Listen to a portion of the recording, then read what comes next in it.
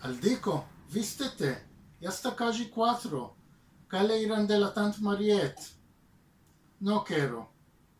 ¿De qué no quieres? Me espanto de ella.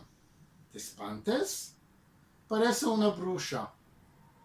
¿De qué dices esto? Es media loca y muy fea, y su casa, ole. ¿No te agideas de ella un poco? Ella no agidea de mí. Me va a dar una chocolata vieja que tiene en su armario por 2 años. No te puedo dejar aquí solo. Déjame ante la Madame Eugenie. ¿La quieres bien la Madame Eugenie? Que sepas que ella no es una persona buena. Ella es hermosa y me ayuda y rica. Y la quiero bien.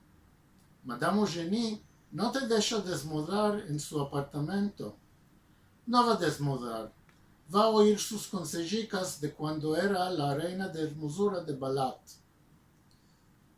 ¿No preferías jugar con otros hijicos? ¿Vas a invitar otros hijicos ante la tante Mariette? Ay de mi querido.